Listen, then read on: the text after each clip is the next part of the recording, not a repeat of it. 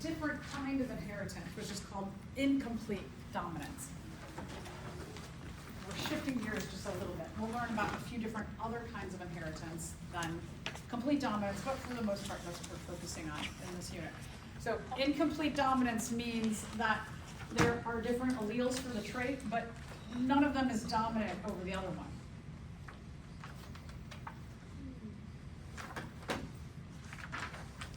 So back, when we first started this unit, I said that Mendel, his first idea was that if he had a red plant, a red flower and a white flower, he thought that the offspring would be a blend of the two, and he found that because the trait for the flower he was looking at showed complete dominance, that it didn't have that blending. However, there are cases where you could have red and white and the offspring can show a blend or pink.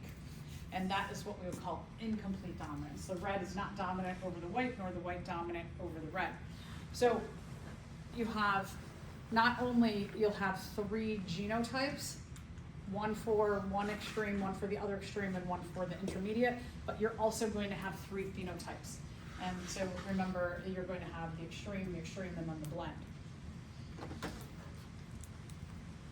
So let's take a look at this example I just made up about fish, that in a certain species of fish, the heterozygous condition between blue and yellow is green. If 2 green fish are mated, what will the offspring be? So what I like to do when we're talking about incomplete dominance is I like to give the one extreme 2 alleles that represent that letter, like 2 big B's for blue. You could use 2 little b's. And then the other extreme is the yellow, 2 big Y's for yellow, and the blend is one of each allele. So when you're doing this Punnett square, it says we're mating 2 green fish, 2 GYs.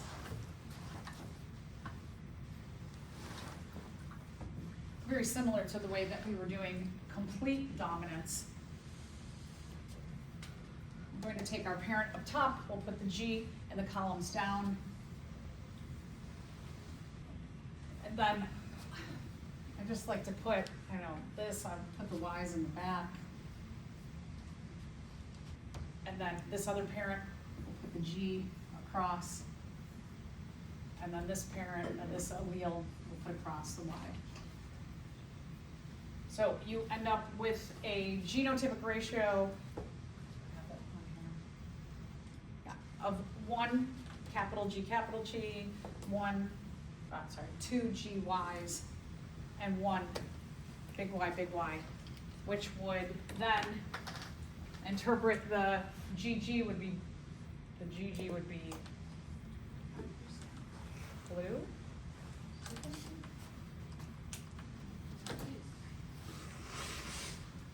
I have B's and Y's, and now I have G's and. All right, that should be BB, right? BB, BY, YY. I don't know why I switched G's. What am I doing? Oh, green would be BY. That's why I'm like, oh. I did something wrong here. This green would be BY.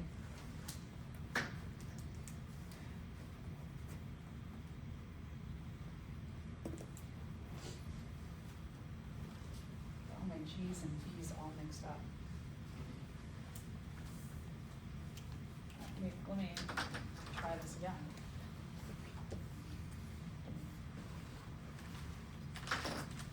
It would be, the 2 greens would be BY. Sorry, BY and BY.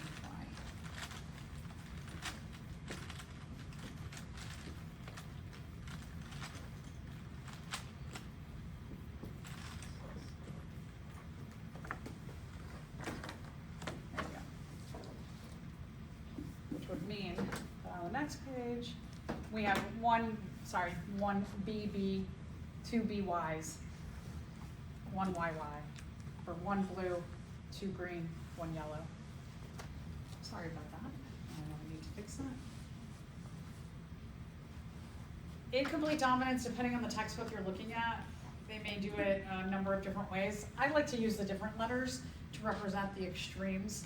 and show the blend is one of each of the extreme letters. Some textbooks do it like this, which I don't know, I don't like this. But sometimes you'll see it like this, where they do subscripts. That if you have a person, that curly hair would be H1, H1, wavy hair would be H1, H2, and straight hair would be H2, H2. I find that to be just not as efficient. I would rather do curly would be CC, wavy would be CS, and straight would be SS. But, you know, just so you know, if this comes up in your future, that's why some people do it, these subscripts. There's also what's called codominance, that we're going to go in the other extreme. You can have more than one dominant allele, which means that sometimes you can have a codominant phenotype where both of the alleles are expressed at the same time. One doesn't mask the other one.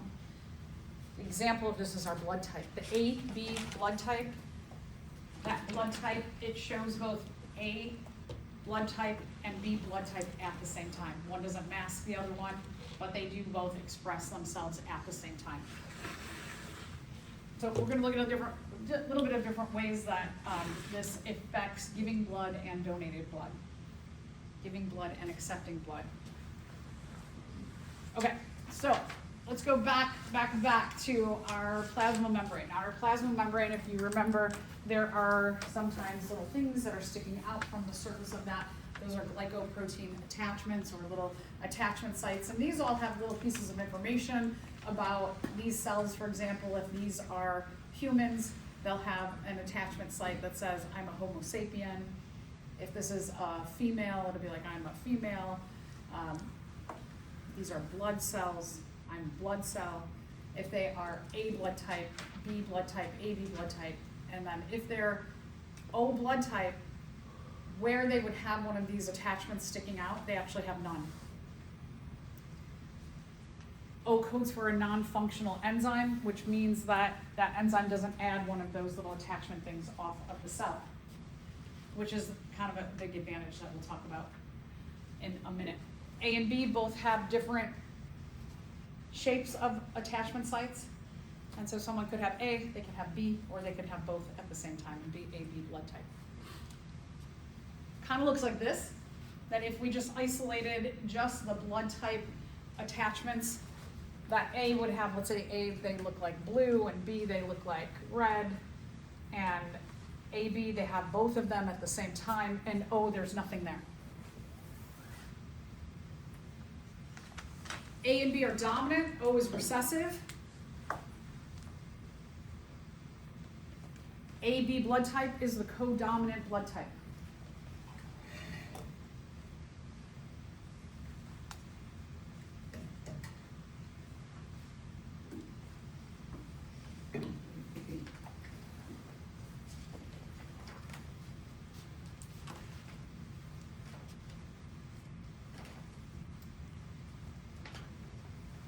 So let's talk about the genotypes. Remember, there's 2 alleles for every trait. There's 2 alleles for every trait. There's 2 alleles for every trait. So when we are looking at A blood type, the 2 alleles could be an A and an A, or the dominant A can mask the presence of the recessive O.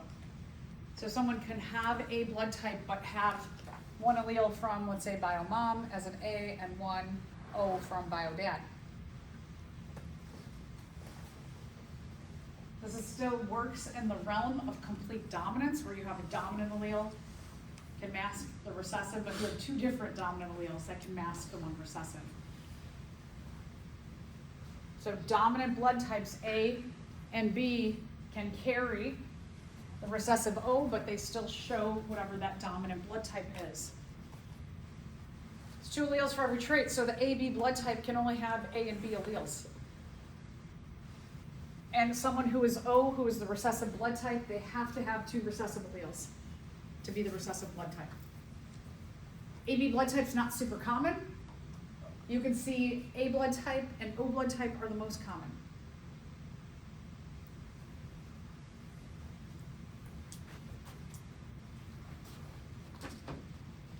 Okay, so a little bit about blood donation. A person with A blood type can donate to people who have A blood and also have AB blood. They can give them their blood because they're like, oh, hey, you've got that glycoprotein attachment A, so you can have my blood. B works very similarly. B can give to other Bs, but they can also give to AB because AB has that B also in there.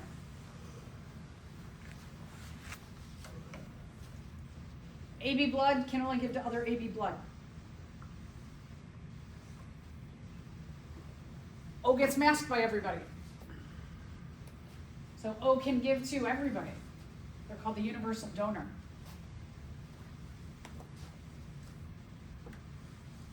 I know some of you are going, what about RH factor? We're going to get to RH factor as well, positives and negatives.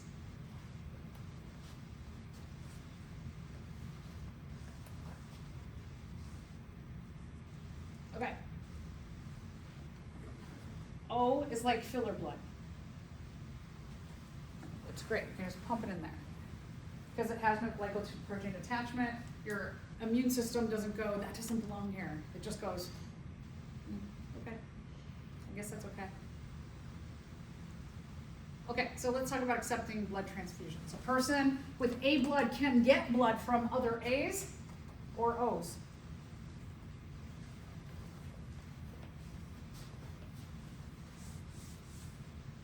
Person with B works similarly. They can get from other B's, but they can also get from O.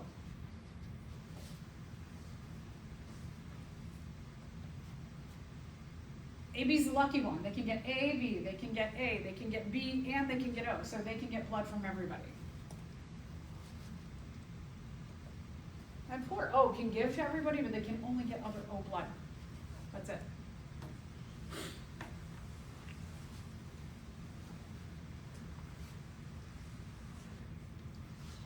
So let's work through a dihybrid when we're talking about blood typing. And we'll work in the, oh, sorry, all right. American Red Cross has a really great website if you're interested in more of this about like who can donate to who. You can just Google about blood types, learn about blood types, and they'll have more information. But you can see like a little graphic that shows you who can donate to whom. My little plug, I give blood about every 8 to 10 weeks to the American Red Cross. It's a really great community service. If you are able to give blood, it is really, really a nice way to give back to your community because you go and it's like an hour process.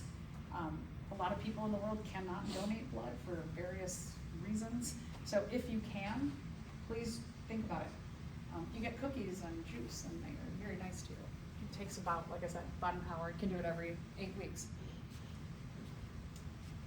So let's take a look at, before we get to RH factor, let's take a look at this question. A couple brings home their new, non-identical twin daughters, Joan and Jill.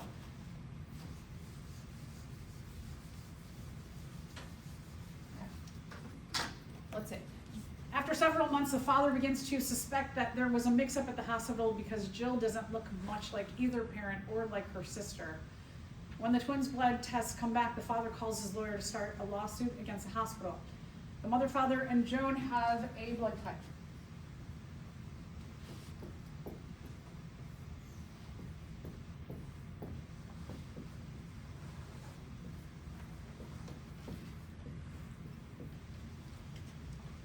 But Jill is O blood type. Let's see if there's a possibility. So here's what we have. What I have laid out for you is these are all of the phenotypes, A phenotype, A phenotype, A phenotype, and O phenotype. But the genotypes, there's 2 alleles for every trait. So let's think about the possible genotypes that they can have. Mom's possible genotypes. What 2 alleles can she have? She has 2 different possibilities. She can have so AO, right, or AA. Good. Okay, dad's same, right? AO or AA. Joan, okay, Joe's same, Joan's same, right? Jill, what do her 2 alleles have to be?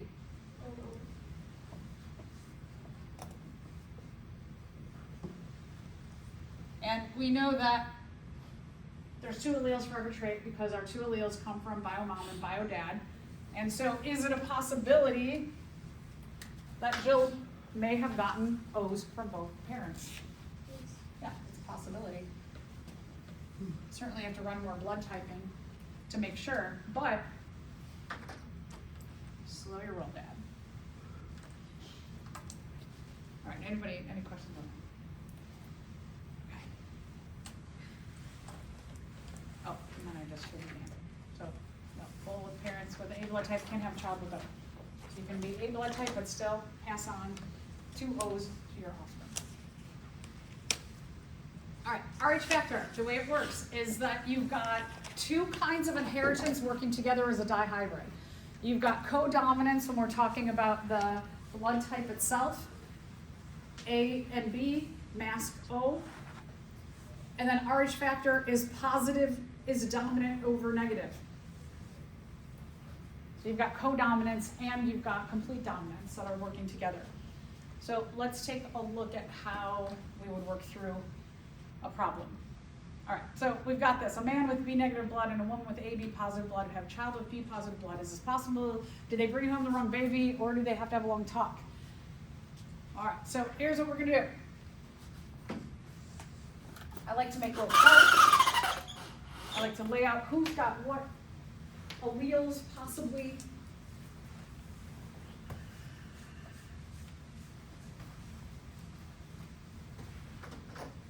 So that if we're talking about, remember, positive,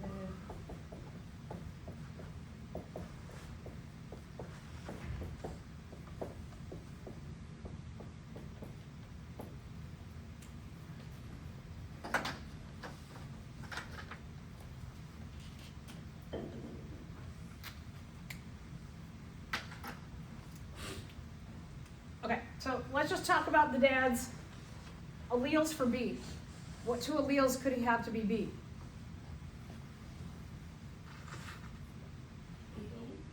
Okay, good. He could be a BO and he could be a BB, right? If he is negative blood type,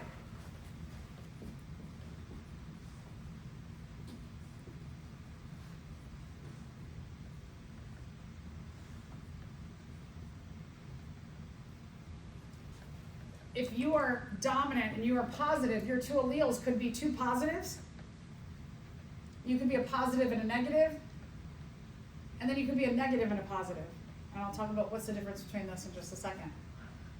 So anybody with a positive RH factor is positive, positive, positive, negative, or negative, positive. If you are the recessive blood type, you can only be negative, negative. And what I mean by this is that both of your blood type alleles have to have a negative and a negative on them. Those are the recessive. The only way you see the recessive trait is to have 2 recessive alleles. Okay, so here's where it makes a difference when we're talking about positive blood type.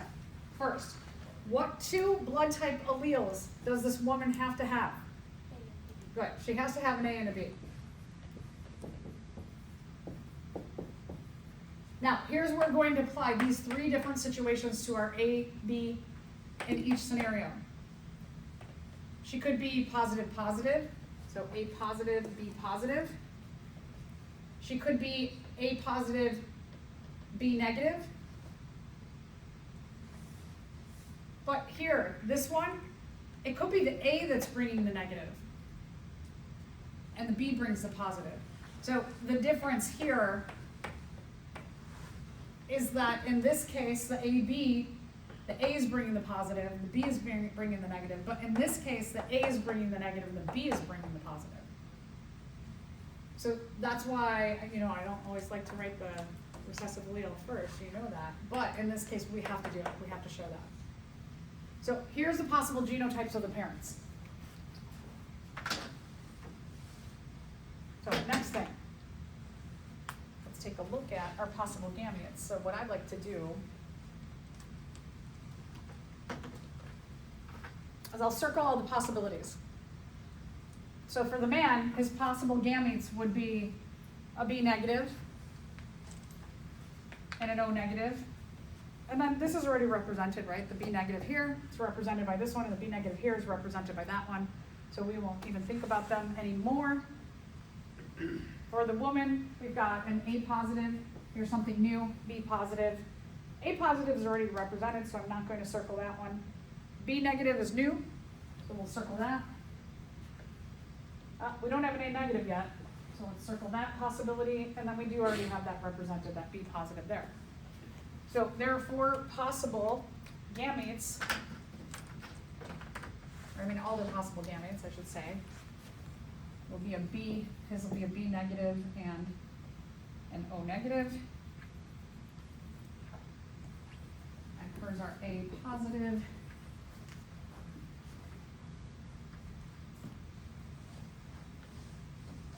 We've got A positive, B negative, A negative. Those are the ones we just circled. And the man can only bring a B negative or an O negative. So to see what the possible combinations and the offspring can be, we'll do a Punnett square of these. It's a little different when we're doing this as a dihybrid, when we're talking about blood type and Rh factor, is that they stay together. So you don't do any foiling on this particular kind of dihybrid. So let's cross them. All right, so here's our Punnett square. The B negative here, and an O negative there. And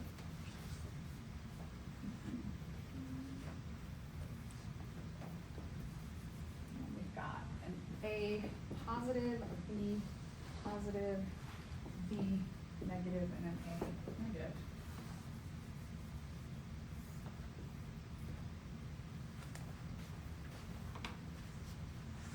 So we'll go to the top. Okay, so we'll take that A positive, put it in the boxes below, move to the next column. We've got B positive. These ones I like to try and, other than A, I'll try and put them kind of in the middle to see if something is going to come before or after.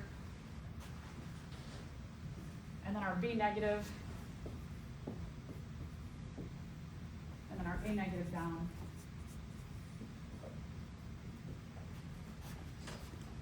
We'll go over here to the guy and we will put a B negative across. So now I like to, since I've got B positive, I'll put the B negative in the bag. This doesn't matter. And then here I'll put it in the there. And then our O negative I'll just put in that last spot for all of them across.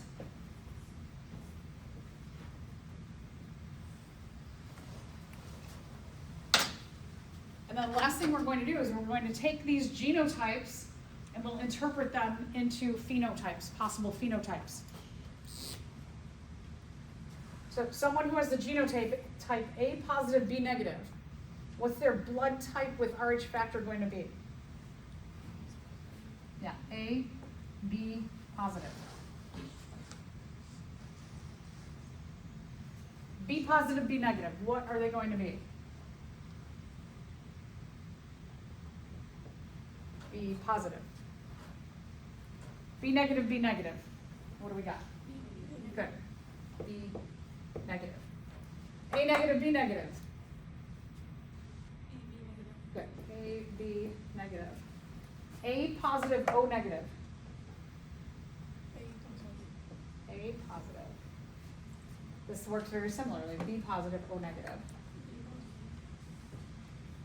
B negative, O negative. And A negative, O negative. So those are all the possible phenotypes in red. The phenotypes are in red, the genotypes are in blue. So let's go back. What did that guy, let's see, what were we worried about? Okay, blah, blah, blah, blah, blah. Can they have a child with B positive blood type?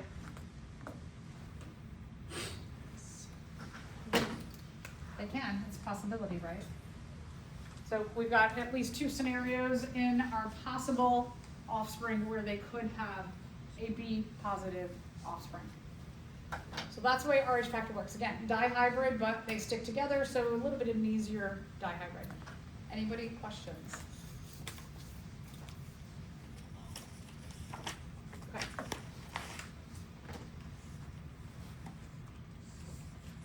we have, what we've been talking about are pretty basic kinds of inheritance. If you take a genetics class, you'll get into amazing complexities. So this is all just like a nice little basis for it. Most of your genes, most of our traits are coded for by many different alleles. What I mean, what I mean by that is that a single trait could have dozens of different possibilities. Let's just think simply. Let's think eye color in a very simplistic way. If we looked at everybody in this room, we just said, okay, let's separate into brown eyes, green eyes, and blue eyes. There's 3 different possible phenotypes. But then let's start to take account for shades of brown. Do you think anybody in this room has the exact same shade of brown eyes? Probably not, right? So we have shades of those colors. There's shades of brown, there's shades of blue, there's shades of green or hazel, whatever you want to call it. Also, some people have like a green ring and then a blue ring, or some people have like brown eyes with little flecks of gold in there. And so then in addition to not only the shading color, there's also patterns within our eyes as well. So when we really start to think about eye color, it seems pretty obvious that there's got to be at least, I don't know, like a handful, right, of alleles that code for your eye color. And then if you get into just like all of the fine details, it's probably like tens, dozens, I don't know. So that's what we call multiple alleles. Polygenic inheritance. Poly means many. Just remember polysaccharides. We said polysaccharides are chains of many individual sugars. Polygenic inheritance means that you have many genes that usually code for one trait.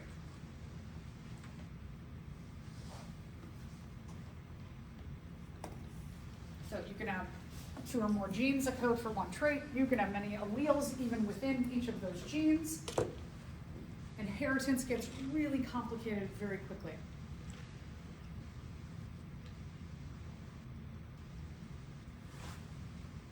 Skin color is a pretty interesting one too, in addition to what I said with eye color.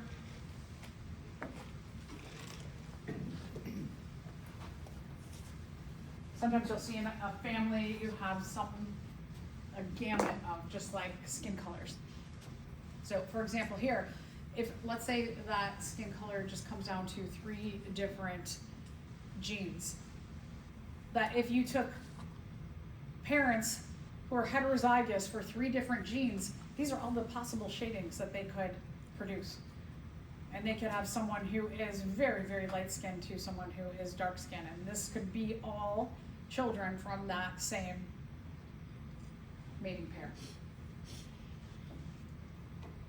Okay, so let's think about lab 13. Our genes, we have what we have, right? I couldn't just be like, if I want blue eyes, I'm going to have to get contacts, right? I have brown eyes, so I can't just like boop, boop, boop, go into my genes necessarily and change what I have. But I could change my environment, right? I could get contacts and I can make my eyes blue.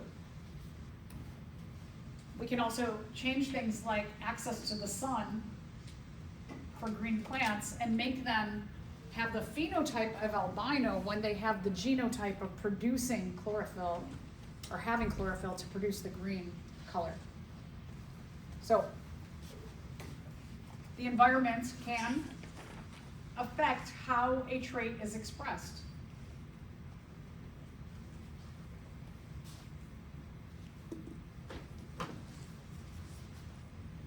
You have green seeds that have the genes for having chloroplasts, which have chlorophyll, which allow them to show green color. But if you take the sun away from them, like you stick them in a box, like you've done this past couple weeks, the sun has to activate the chlorophyll and the chloroplasts for the plant to look green. Without the sun, they look albino. But are they albino? They're not, right? They only look albino when there's no sun. just like us. You have light skin, and your skin is this color normally, and you go out into the sun for a long time, you can change your phenotype, right? Your genes say, I'm this color, but you can burn your skin. Okay, another example. Pleiotropy. Single genes, one gene can have an effect on many traits. So we go in the opposite direction of multiple alleles and polygenic inheritance. The SRY gene in males and humans, if something happens to that gene, all of the structures of the male reproductive system will not develop. So this one gene codes for so many different things. Okay, and just a couple of just reminders. We get genetic diversity through independent assortment and crossing over.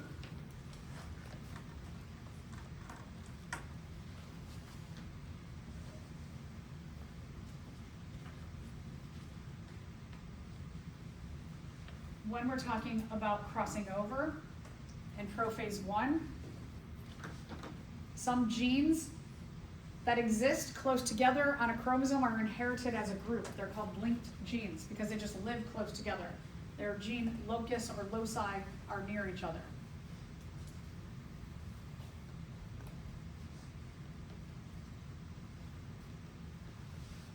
Anybody left-handed in here?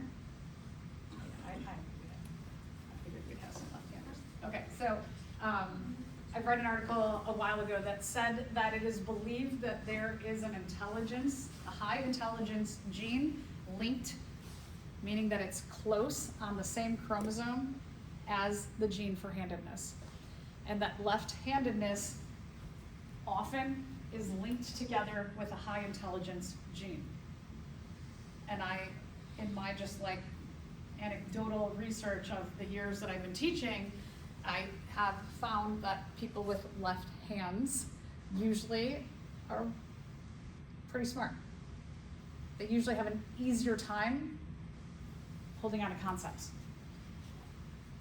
I found that left-handed males often can come to lecture and just sit and listen, not take any notes, not study again, do amazing on exams. I find though that left-handed females do take notes, and I think this might be just something hypothetically in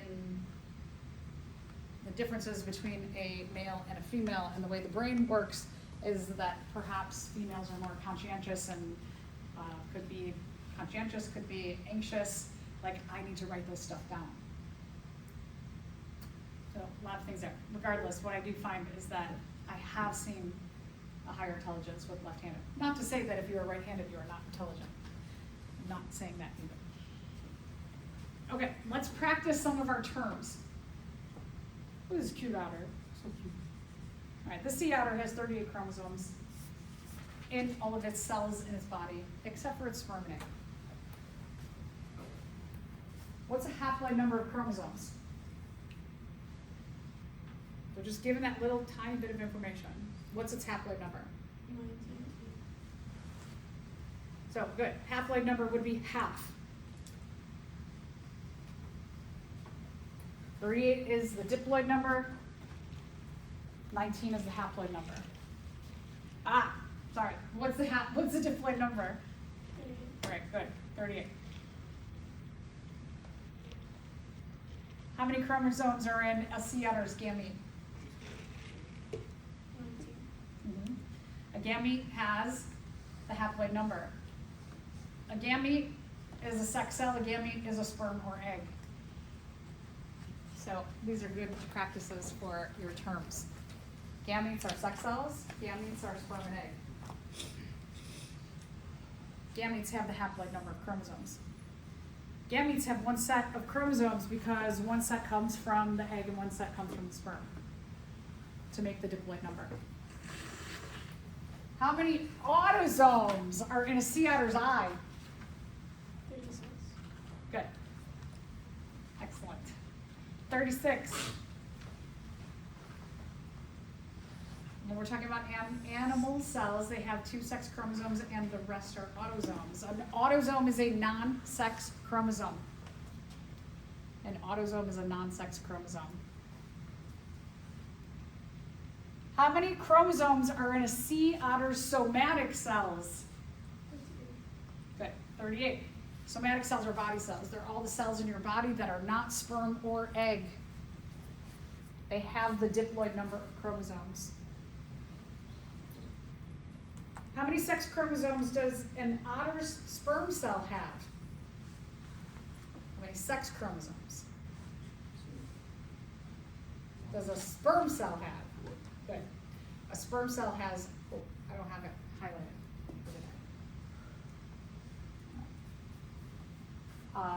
Sperm cell has 1. Then highlight that one. How many sex chromosomes does an otter's egg cell have? Good, 1. Your XX, because you get an X from bio mom and an X from bio dad, or your XY because you get an X from bio mom or a Y from bio dad. How many sex chromosomes does a sea otter's heart cell have? 2, good. So, does a heart cell make sperm and egg? No. But every cell in your body, every somatic cell or body cell has all of the chromosomes. It has all 46. It does not mean all 46 chromosomes are active.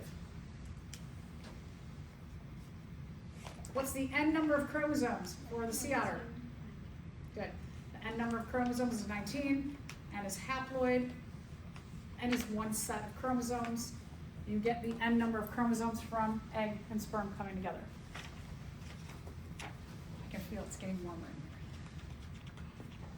here. Okay, so let's talk a little bit about sex and genetics. Get into some other interesting kinds of inheritance.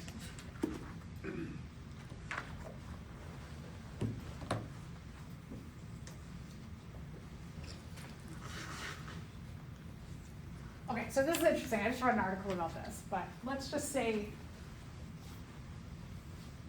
probability is not affected by any other factors. So what's the probability of a newborn child will be male? 50%.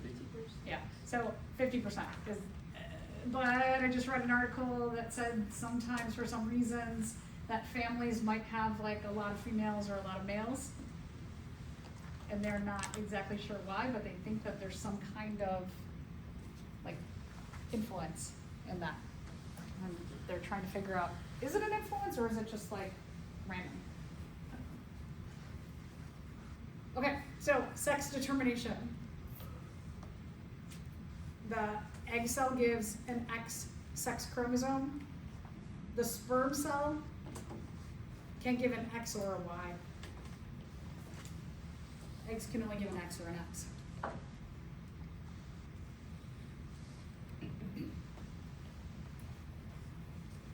So every, I should really call them oocytes. If they get fertilized, they're called eggs. They have an X chromosome. If you have 2 X chromosomes, you're a biological female. You have an X from bio mom and a Y from bio dad, you're a biological male.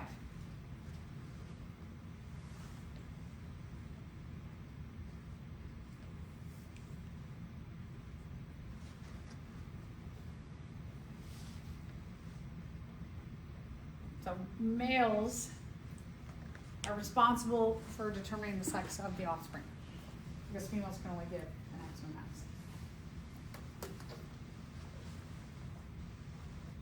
We have what are called sex-linked traits. On the X and on the Y chromosome, there are genes that code for not just like sexual function and development, but especially on the X chromosome, there's a lot of genes that code for other things, like the way that your blood clots or how you see color. And whether you have genes on an X chromosome, they are called X-linked chromosomes, or if you have genes on a Y chromosome, they are called Y-linked chromosomes.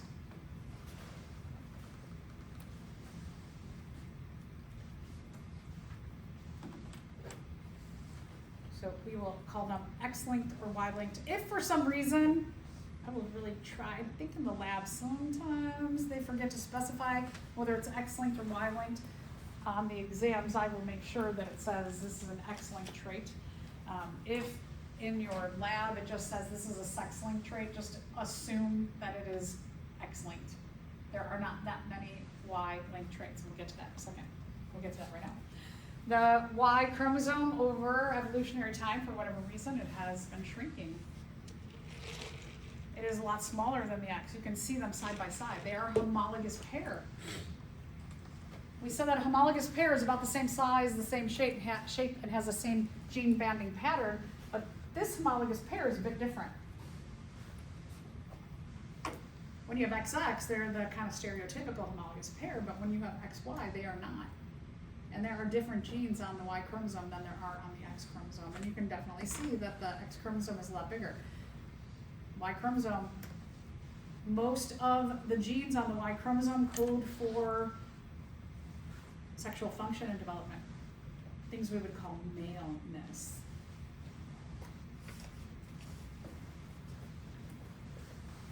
X chromosome has all kinds of other genes on there.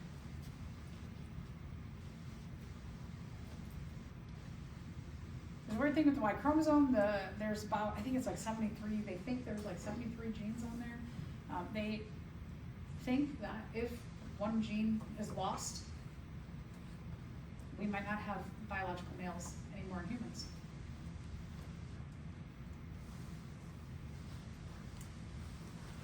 X chromosome, you can see, a lot bigger, a lot more genes.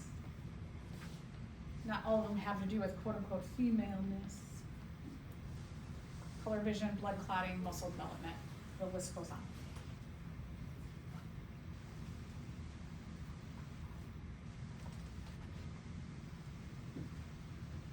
Again, remember this is a karyotype. On our karyotype, we lay out all of our homologous pairs of chromosomes. And this karyotype, you can see you have a biological male. We'll focus mostly on X-linked genes, and we'll talk about how do we do Punnett squares with these too. So genes that are carried on the X chromosome are X-linked genes or traits.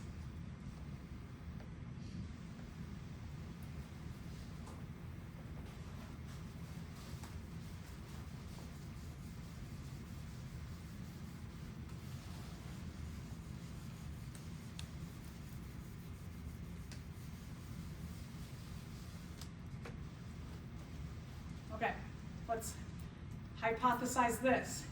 Oh, I don't know, I have A and 1, B and 2. Sometimes I don't know. What is the genotype of an X-linked heterozygous male? Okay, so you might need to know a little bit about X-linkage. One of the things about X-linkage is that the way we show linked genes on an X or Y chromosome is we do them as a superscript.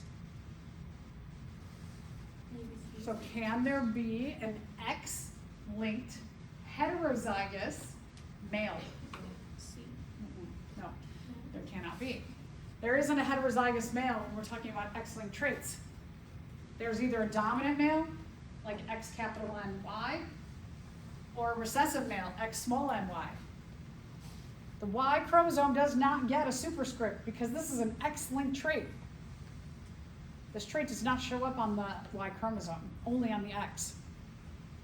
So when we were talking about X-linked traits, males are dominant or recessive. There is no heterozygous male. We have a different scenario when we're talking about females because they can have 3 different scenarios. Kind of like when we talked about when we were talking about complete dominance, right? You can have homozygous dominant, heterozygous, and homozygous recessive. So females can be X capital N, X capital N. Homozygous dominant. Females can be X capital N, X small n, heterozygous, or they can be X small n, X small n. Another homozygous possibility. If we're talking about an X-linked trait and we call someone a carrier, we are referring to the heterozygous condition that is only shown by females. A carrier is a heterozygous and has to be female. She has to be heterozygous for those traits on her two X's.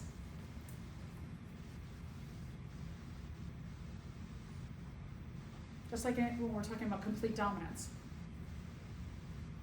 So we can have what are called X-linked complete dominance traits like this.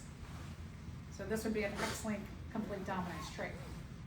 We just have to be a little more specific, saying that this kind of complete dominant trait is found on the X chromosomes. Males are called hemizygous. They only get one X, so they're dominant and recessive. Again, don't confuse hemizygous with heterozygous. Hemizygous is one or the other. Heterozygous is having one of each. One or the other, one of each. So let's go through the example of color blindness. Color blindness, standard color vision, X capital N, is dominant to color blindness, X small n. It's an X-linked complete recessive trait. That's a lot of words, right? So this indicates to us we're talking about complete dominance where the recessive allele is causing the different trait.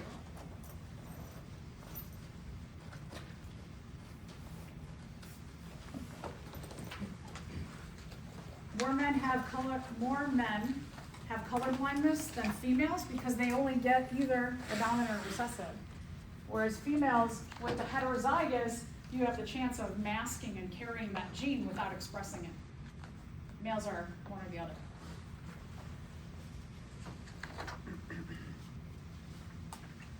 So for men, you only need one X small n to be colorblind. For females, you need two.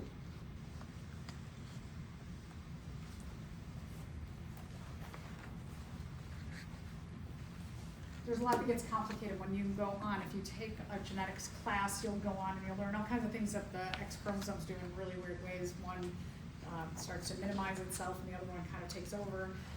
It gets complicated. We're going to talk about real basics here. Okay, so if a colorblind female has the characteristic of X small n, all of her sons are going to be colorblind because they get their X small n from mom.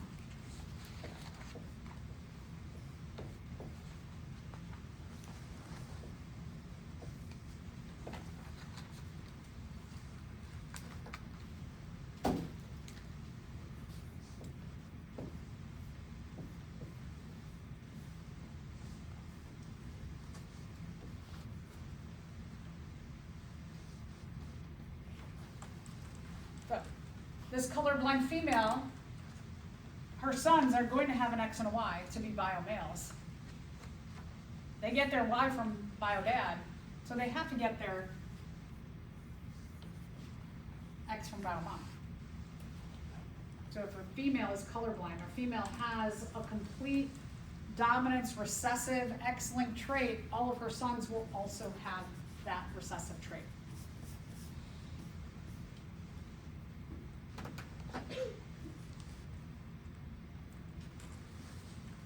Okay, she has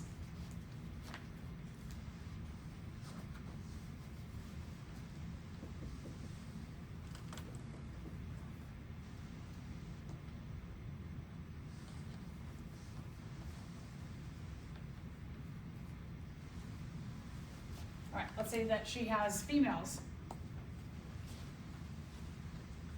Females are going to get one X little n from bio mom. And that depends on what dad brings. Dad could bring an X capital N or he could bring an X small n. So dad will determine whether they are heterozygous or they are homozygous recessive. So here you can see the probability is higher that boys are going to get that X-linked recessive trait. Then you've got this other wild card here that could give you a dominant or a recessive.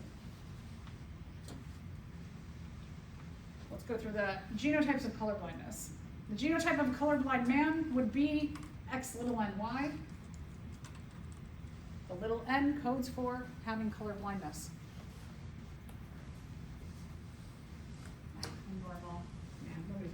normal vision, standard. Standard vision, X capital N Y. Standard vision female would be X capital N or X capital N or X capital N, X small n.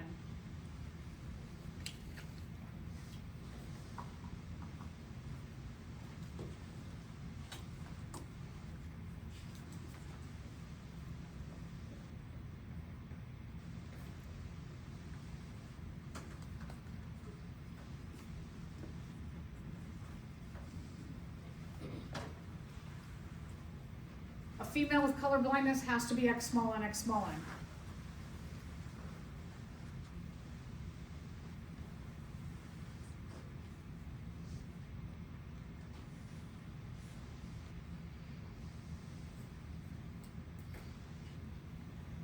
A female carrier, anybody who's a carrier, X big N, X small n.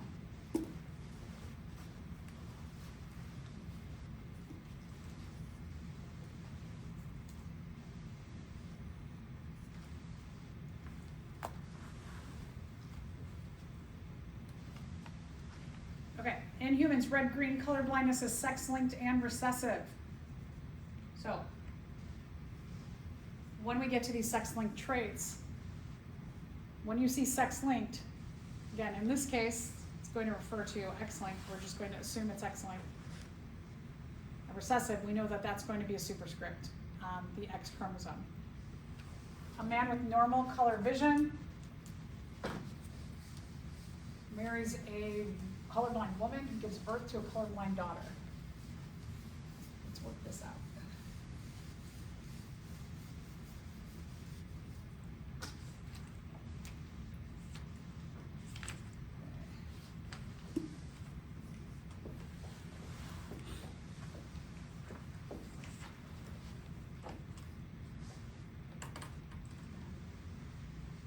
We've got a male with normal color vision, so he has to be X capital NY.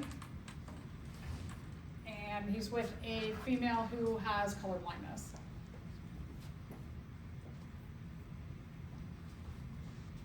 They have a colorblind daughter.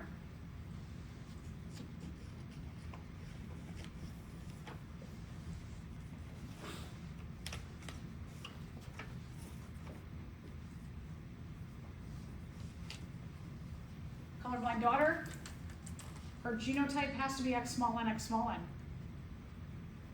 She has to get one X small n from mom over here, from bio mom.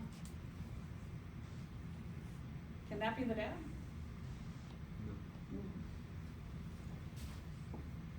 Cannot be the dad.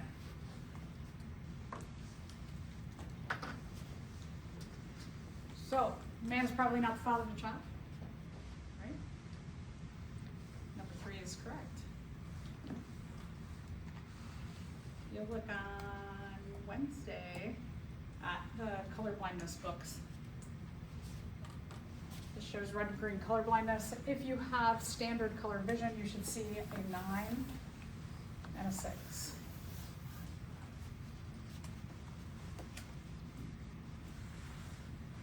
A lot of people are like, what does it look like if your color vision is affected? That when you have red-green color deficiency or blindness, that what people with standard vision is they see the spectrum of colors, and what people with red-green color deficiency is they see that, is that the red column and the green column look the same. They look brownish. The oranges are muted. The purples are muted. So how does somebody with red-green color deficiency or blindness deal with stoplights? You just get used to what the colors are, right? You get used to the patterns and you get used to the changing.